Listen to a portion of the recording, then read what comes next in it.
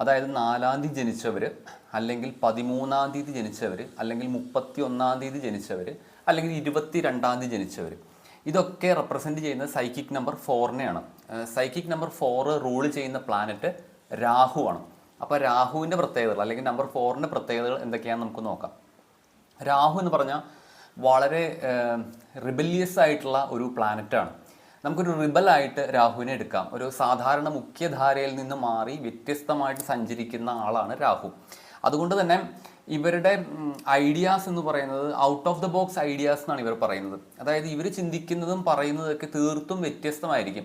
ഒരു സാധാരണക്കാരൻ അത് കേട്ട് കഴിഞ്ഞാൽ പലപ്പോഴും ലോജിക്കൽ അല്ല എന്ന് പോലും ചിലപ്പോൾ തോന്നും. പക്ഷേ വളരെ നല്ല ഐഡിയാസ് ആയിരിക്കും അവർ മുന്നോട്ട് വയ്ക്കുന്നത്. പെട്ടെന്ന് മറ്റുള്ളവർക്ക് അംഗീകരിക്കാൻ തോന്നില്ല. അതാണ് ഇവരുടെ ഒരു പ്രത്യേകത.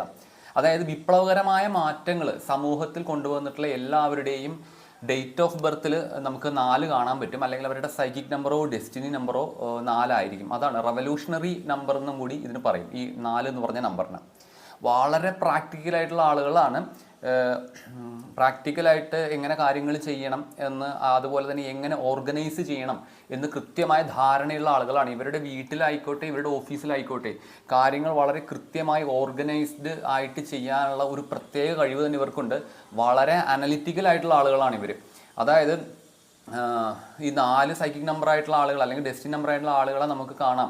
ഈ ഫോറൻസിക് ഡിപ്പാർട്ട്മെൻറ്റിലേക്ക് ഇവർ വർക്ക് ചെയ്യുന്നത് കാണാം. കാര്യം ഇവരുടെ ഒരു അനലിറ്റിക് കപ്പാസിറ്റി എന്ന് പറഞ്ഞു കഴിഞ്ഞാൽ അൺബിലീവബിൾ ആണ്. അതാണ് ഇവരുടെ ഒരു പ്രത്യേകത.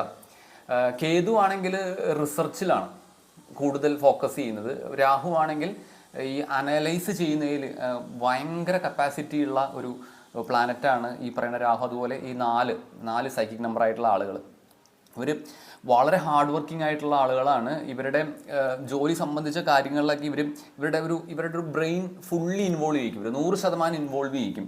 കാര്യം ഈ 4 എന്ന് പറഞ്ഞ നമ്പർ മൈൻഡ് പ്ലെയിനിൽ വരുന്ന നമ്പറാണെന്ന് ന്യൂമറോസ്കോപ്പ് അറിയാവുന്നവർക്ക് അറിയാം. മുമ്പത്തെ ക്ലാസ്സിലുണ്ടത്. അപ്പോൾ മൈൻഡ് പ്ലെയിനിൽ വരുന്ന കാരണം അവരുടെ ബ്രെയിൻ ഫുള്ളി ഫങ്ഷനിങ് ആയിരിക്കും. അതുകൊണ്ട് തന്നെയാണ് ഇവരുടെ ഈ ബ്രെയിനിൻ്റെ കപ്പാസിറ്റി കൊണ്ടാണ് ഇവർ ഒരിക്കലും പ്രതീക്ഷിക്കാത്ത ഐഡിയകളും ഒക്കെ മുന്നോട്ട് വയ്ക്കുന്നത്.